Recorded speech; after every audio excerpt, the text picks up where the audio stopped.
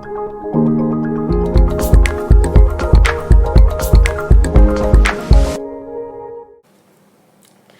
penasaran. pengen denger kalian nyanyi sebenarnya. Kayaknya udah berdua ya. Mang, tiduran. Ayo videoin. Mana videoin? Nanti edit ya. Nanti bisa ambil dari sini juga. Terus, maju nggak bisa ya, harus dari situ doang ya ngambilnya ya? Oh iya, kalau maju kan nutupin kamera. Oh gini aja, ini nih. Kamu bisa ambil dari situ kan? Bisa kamu tolongin? Nah, itu biasa ya. Mau berdiri atau ini? Biasanya. Oh, boleh berdiri, yang ini tidur, ini berdiri. Iya, ini tidur, ini berdiri. Oke, kita mau menyanyikan lagu Cinta Tak Salah secara live bersama host kita Ibu Lucy dan pencipta lagunya Panglima Langit.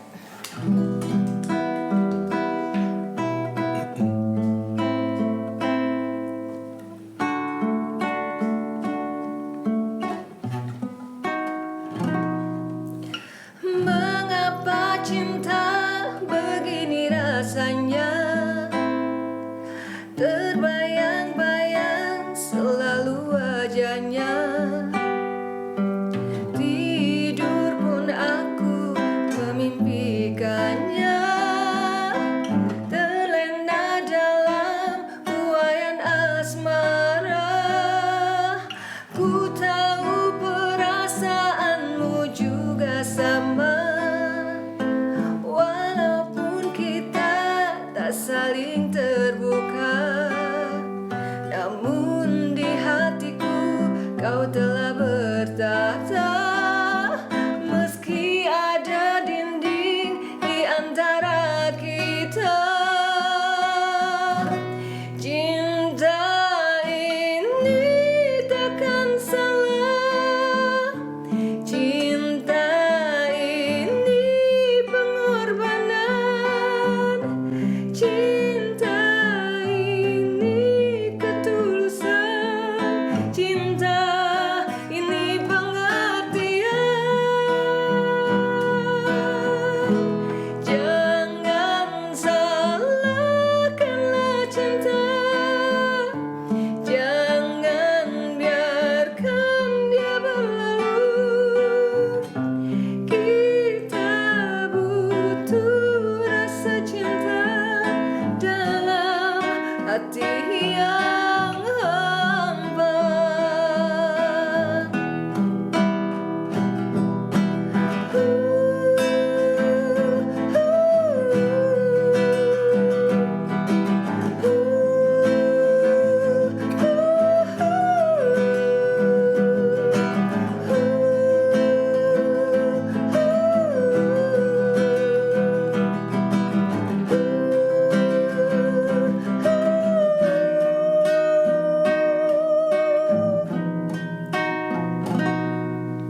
Cinta adalah sebuah misteri, tak mungkin tiba-tiba jadi mungkin.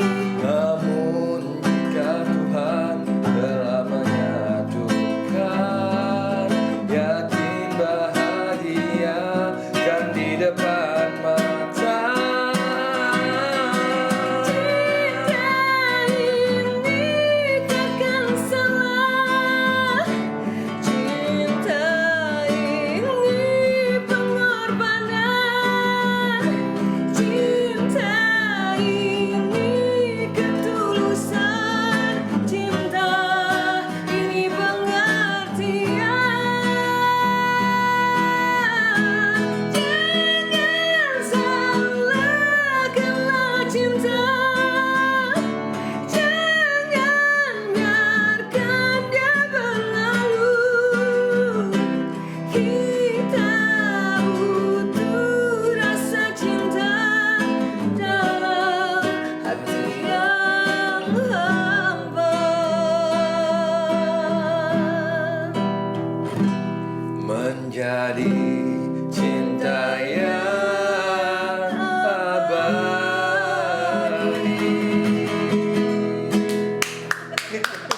Terima kasih. Bagus banget. Hayalannya itu beda soalnya. Kalau ibu gimana? Hayalannya itu beda. Jadi full drama, jadi kayak nonton film pendek aja. Korban berikutnya nih sepertinya. Adakah kisah yang melekat? Kayaknya ini kisahku. Beda versi. Kita tahu dia nebak nih. Tapi bagus multidimensi banget. Iya. Jadi maksudnya itu cerita. Semua orang punya kisahnya masing-masing. Masing-masing, Ya. jadi Menurut versi yang berbeda-beda. Itu media. Mm-mm. Media kita refleksi yang terjadi di kita. Gitu loh. Betul, Jadi betul. bagus. Jadi kembali lagi. Iya, aku berharap lagu ini bisa menjadi soundtrack bagi kehidupan siapapun gitu. Ini soundtrack hidup aku nih gitu loh. Sebenarnya sudah masuk masing-masing. Pasti ini kan di kepala waktu menciptakan seperti apa sih ada sesuatu di Ada kepalanya. sesuatu. Gitu loh, tinggal kita mau bercerita atau tidak. Terus Iya, kemudian iya. siapapun Iya, betul. mereka. Jadi ini kalau dikirimkan pasti ceritanya berbeda-beda. Berbeda-beda. Interpretasinya berbeda-beda. Beda-beda. Mungkin kalau yang itu ingat suaminya, yang ingat ini ingat apanya, kalau ini ingat keluarganya, Iya, gitu betul, beda-beda. Ada ingat anaknya. Jadi kayak Membuka tabir ya. Tabir kenangan. tabir kenangan, tapi nggak maksudnya zaman sekarang ini kan kita bicara anak-anak yang mental health, kena mental. Iya. Dengan begini kan ini dari liriknya, kemudian dari suaranya, terus kemudian dari nadanya segala itu tuh masuk. Masuk kayak healing gitu. Iya. Oh, Masya Allah. Iya kayak healing kalau bagi Ini saya. Iya, iya. aku baru mendengarkan pengakuan yang bagi aku ini menakjubkan gitu. Apa iya lagu ini bisa jadi healing gitu? Bisa jadi kayak healing Bisa kan. penyembuh gitu. Lagi orang yang lagi galau justru dengan lagu ini jadi muncul semangat lagi. Walaupun lagunya notasinya sedih, tapi ini ada semangat loh di lagu Ada ini semangat. gitu. Jadi ini memberikan ya nggak tahu ya maksudnya. Bisa jadi gini, kita dalam satu kepurukan, apalagi anak-anak sekarang kan kita banyak ketemu anak-anak Gen Z, kemudian yang ini segala macam, mereka tidak bisa bicara, nggak bisa bicara, Betul. ke orang tua nggak bisa, kemana nggak bisa, biasanya ke psikolog, kalau ada uangnya, kalau nggak ada, diam diri, ujungnya kan makanya kenapa banyak yang bunuh diri, banyak Iya. yang ini, Iya. ini lagu yang tahu ya, kalau saya tuh kayak membuka Iya. apa sih, bukan membuka aura, jadi membuka apa yang lama terpendam, Jadi, yang iya. kita nggak mau cerita. Betul. Gitu loh, cerita dengan orang-orang tertentu aja. Ini kayak membuka, betul-betul membuka ke alam gitu. Oh gitu ya, ini ya nggak tahu ya, pribadi aja. Iya. Itu. Istilahnya itu membuka seorang tuh untuk tidak sungkan gitu, mengungkapkan sesuatu yang mungkin tabu menurut dia gitu. Jadi dia tidak berbicara, tapi lagu inilah berbicara Itu bicara ke hatinya. di hatinya. Ini itu yang multidimensi sekali. Benar. Jadi memang berbagai kisah gitu. Tergantung apa yang dia rasakan saat itu gitu. Tapi yang udah-udah sih merasa kayak kekhawatiran akan sesuatu yang buruk terjadi dalam keluarganya. Habis itu kenangan yang indah yang pada saat orang sudah tiada, dia baru merasakan Hilang. bahwasanya orang itu benar-benar berarti dalam kehidupannya. jadi macam-macam. Iya, macam-macam. Iya. Ini nanti kalau misalnya nih Iya. saya sendiri gitu ya, saya dengerin lagi sendiri nih ya, ini akan punya perasaan yang beda. Betul. Karena kan kita memorinya banyak banget Bener. saat ini. Tapi saran saya nanti kalau mau nonton lagi sih nyari suasana situasi yang Soalnya tadi sudah secara tenang. batin saya udah melihat ada gambaran sesuatu Ada gitu. gambar gitu ya. Ya memang, ya memang kayak kembali ke bahasa saya tadi, tidak sebenarnya harus diceritakan. Tapi maksud ada sesuatu Iya, yang ya. enggak dengan lagu ini terwakili oleh lagu ini. terwakili lagi tidak bisa jadi diceritain. ada satu beban, biasa kan gitu ya, Iya, kita iya, ada iya. punya beban yang tertutup Betul, gitu ya, betul. terus dengan lagu ini agak terbuka, jadi agak Terbuka, keringan ya. dikit, Iya, keringan dikit, kayak iya. Itu yang dibilang kayak hilang. asap Betul. gitu loh, jadi gitu Terurai dia. terurai, Iya, Terurai, gitu. ya. Nah, makanya nanti kalau kita dengerin lagi akan berbeda lagi. Jangan Berbeda lupa ya, lagi. nanti kalau dengerin lagi bawa tisu ya Bu ya. Iya, itu nggak apa-apa sendiri, pasti nggak ada yang tahu, nggak ada kamera. Biasa kan saya kalau pagi kan suka dengerin musik Iya, gitu iya, loh. iya. Ini ya bagus sekali. Terima kasih. Terus ini lagi roadshow, Ini lagi roadshow ya. Dan aku bersyukur Mas Judi bawa kami kemari karena memang promo untuk media itu saya percayakan untuk Mas Mas Yudi. Yudi. Dan saya nggak tahu kalau dibawa kemari gitu. Ini podcastnya siapa? Saya bilang, podcast saya yang punya studio, ini studio. Oke. Oke aja sama dia ya. Manut aja. Tapi memang ya kembali lagi yang tadi kita bicara, segala sesuatu itu pasti ada keterkaitannya. Betul, tidak ada kebetulan. Tidak ada yang kebetulan. Jadi dia juga nggak ngomong-ngomong, cuma dia bilang ini boleh sendiri-sendiri, boleh berdua. Terus saya bilang segambreng juga nggak apa-apa. Jadi saya cuma komentar gitu aja. Iya, Kalau Mas Yudi kan iya. tahu saya banget Iya, gitu ya. iya. Jadi apapun lagu yang pertama yang lagu apa tuh yang Koplo. berdua? Koplo. Pecel Betul, Madiun. Stasiun Madiun. Pecel Madiun. Tapi saya mau tanya dulu ini, tadi saya tanya ini, kok begitu banyak genre yang dinyanyikan, seneng banget gitu. Nah, itu dia. Nggak ada yang fokus, maksudnya aku kepengennya di sini aja deh. Itu Jadi dia. membentuk satu karakter musik yang menjadi identitas gitu kan. Ya saya nggak bisa jawab kenapa yang kayak ibu jawab tadi, kayak ibu tanya tadi, kenapa nggak membentuk sebuah lagu yang memang menjadi sebuah identitas, karena memang dasarnya kan saya memang bukan pencipta lagu gitu. Jadi saya ya Mengikuti suara hati. senang-senangnya hati saya aja gitu. Iya. Justru lagu. Istilahnya begitu Karena dari hati kan. Jadi saya tidak terikat pada suatu saya harus begini gitu. Enggak gitu, enggak. Karena- Bukan saya tidak punya prinsip menentukan arah musik yang harus saya kembangkan gitu. Tapi ini bukan tentang sebuah idealisme menurut saya. Ini tentang seni gitu. Bebas berekspresi. Ya, kebebasan ekspresi, betul banget tuh. Jadi saya ya ciptakan Suka-suka aja. suka saya aja. Saya merasa saya lagi senang dengan lagu koplo karena saya juga penikmat lagu koplo juga. Saya senang lagu-lagu koplo Jawa gitu kan, kayak lagu-lagu Denny Caknan, Nela Karisma segala macam. Karena kan saya suka berperjalanan ke Jawa dulu penelusuran di YouTube. Kadang-kadang dengerin Dengan lagu lagu-lagu itu. mereka Semangat, gitu ya. kan di radio, di apa gitu. Jadi saya dengar lagu-lagu itu juga sempat ngetren gitu sampai sekarang masih. Jadi coba deh saya ciptain Beda lagi. perkembangan aja orang Jawa kan gitu. Ini lebih ke arah, kalau dengar musik ininya lebih ke Malaysia gitu. Malaysia ya. Ini betul. Iya, betul makanya ya? kita Iya, rilisnya iya. juga di Malaysia ada promosinya juga makanya kita ketemu dengan gitaris Yang Malaysia gitu. Karena kita juga beberapa kali promo ke sana. Saya udah tampil di Bukit Bintang di sana, kemudian saya pernah diinterview oleh radio bernama radio di Malaysia. Itu radio yang punya banyak grup ya. Jadi ada beberapa kota di Malaysia yang satu grup itu gitu. Nah kalau saya, kenapa saya banyak genre, termasuk keroncong, dangdut, saya nyanyi semua. Ya sama, saya tidak mau mengkotak-kotakan diri dalam khusus satu genre gitu. Jadi saya multi all round gitu, penyanyi all round, bisa multi genre gitu. Jadi ketika saya nyanyi dipanggil ke misalnya di suatu tempat yang audiensnya ibu-ibu, nenek-nenek, saya bisa tampilkan. Saya ada yang senang marana kalau nyanyi keroncong itu nyanyi tentang Sang Kuryang. Oh, Coba boleh gitu. kamu nyanyiin. Coba Sang Kuryang, Yang saya Sang tahu Kuryang banget yang tuh keroncong. ceritanya. Tahu ya, itu dari Sunda Ibu. Itu saya kayak lagu itu kayak benar-benar punya ruh gitu. Saya dengar itu langsung kayak nyetrum gitu. Sang Kuryang. Oh, enggak, maksudnya cerita sejarah Sang Kuryang. Iya, tapi Judul lagunya itu Hikayat Sang Kuryang. Lagu keroncong ini, Bu. Aku nyanyi ini aja ya, kapela ya. Yang lagunya gini. Dupa mengalun, buka tapir purbakala. Riwayat riangan ibu yang menanggung malang, dipercinta oleh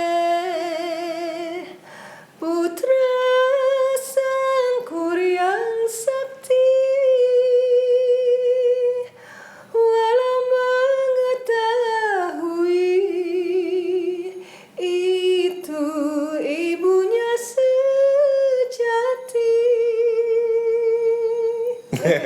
Ini yang karang juga. Enggak, ini ciptaan orang. Tapi ketika saya dan tim melakukan penelusuran ke Sang Kuryang, ke mana tuh, Gunung Tangkuban Perahu, di mana legenda Sang Kuryang berawal di situ, aku kayak keinget lagu itu, Hikayat Sang Kuryang, dan ketika aku nyanyikan kok jadi semua jadi hawanya jadi sedih gitu. Ternyata setelah kita berkomunikasi dengan makhluk di situ, memang ada kisah nyata. Jadi bukan fiktif bukan cuma gitu. dongeng. Bukan cuma dongeng, karena kan sebagian menganggap oh Sanggurang itu hanya dongeng kok, nggak ada kisahnya. Ternyata zaman dulunya ada kisah itu gitu, dan itu memang kisahnya menyedihkan gitu. Makanya ketika aku bawa Jatuh lagu cinta itu, pada ibunya. hawa yang aku rasakan, kok aku sedih ya nyanyi Dan pada lagu saat ini. kita ada penelusuran juga Di situ juga? Gunung Tangkuban Perahu itu langsung habis Mbak nyanyikan lagu itu langit berubah gitu. Langsung Langsung gelap. mendung, langsung petir menyambar-nyambar gitu. Gudak Nah, itulah gitu. di luar Itu bisa nalar. disaksikan semua. Ada di YouTube kami yang nanti kita judulnya, penelusuran di Gunung Tangkuban Perahu, kisah Sangkuriang, legenda Sangkuriang. Gitu. Ini apa? Gue nggak bisa nanya. Maksudnya gini, nyanyi ini bisa, itu bisa, maksud dari segi the way teknik ya nyanyi itu tidak ada satupun yang disukai gitu. Suka semua, suka semua. Ya, itu dia suka-suka gue katanya. Dulu percaya nggak Bu? Dari SMP itu saya nyanyi rock dan ikut punya grup band, ikut festival rock keliling itu se-Jawa Timur, karena saya dulu di Madiun kan, kuliah di Malang, jadi ada festival musik rock di Malang. Ikut lagunya dulu, kalau Ibu ingat lagunya judulnya Final Countdown. Oh iya. Aku lompat-lompat di panggung, it's a final countdown gitu. Tapi kan zaman dulu belum ramai sosmed, belum ada TV swasta, hanya ada TVRI. Nah, ada kesempatan untuk masuk TV saat itu, tapi hanya satu cara, yaitu mengikuti festival bintang radio dan televisi. Yang audisinya di RRI, tapi kalau masuk final ditayangkan di TVRI. Nah, aku pengen masuk TV nih. Bagaimana jalurnya? Sedangkan aku nggak bisa nyanyi lagu keroncong. Itu hanya ada 2 kategori, keroncong dan seriosa. Akhirnya aku belajar nih keroncong. Gimana caranya? Pokoknya aku harus belajar nyanyi keroncong biar bisa masuk TV gitu. Jadi yang awalnya rocker jadi nyanyi keroncong. Teman-teman saya cuma heran, lah ini kan Kok rocker, iso? kenapa kok bisa nyanyi keroncong? Ya karena keinginan kuat untuk saya pengen nyanyi di TV, dilihat orang tua saya, itu aja sih, sesederhana itu gitu. Kan karena waktu itu finalnya kan live ya di TV. Dari situlah saya jadi mempelajari keroncong, dan setelah saya mempelajari keroncong, saya baru tahu bahwa teknik nyanyi keroncong itu ternyata menurut saya ya di atas genre yang lain. Ketika saya sudah bisa menguasai lagu keroncong, maka lagu yang lain pun akan mudah gitu. Itu teori Apa saya. cengkoknya atau udah kayak Cengkoknya, napasnya, terus ada pengendalian emosi di keroncong itu. Kita pengen ngegas tapi kan nggak boleh. Nggak boleh. Pengen menunjukkan karakter, aku bisa loh nada tinggi, tapi di keroncong nggak begitu gitu. Datar. Jadi saya merasa bahwa ketika saya mempelajari keroncong itu juga saya mempelajari bagaimana mengendalikan diri, menurunkan ego gitu. Dan emosi. Jadi orang gue yang terakhir aja yang emosi. dengerin lagu keroncong itu jadi tenang gitu. Iya. Gitu. Saya suka dengar kok. Saya suka dengar keroncong. Itu kalau kita mau adem ayem lagi ya gitu deh ya, biasa. Relaksasinya Keroncong. Karena itu nggak akan dia meledak-ledak. Gitu aja terus datar. Tapi dengan teknik bagaimana mengendalikan napas, iya. itu bisa untuk modal mempelajari lagu lain gitu. Jadi kalau disuruh pilih tadi 10 genre itu, everything semuanya suka aja gitu. Semua suka. Nggak ada yang menonjol kayak rock gitu. Nggak juga ya? Nggak juga, rock juga saya pelajari juga. Pokoknya all round lah gitu.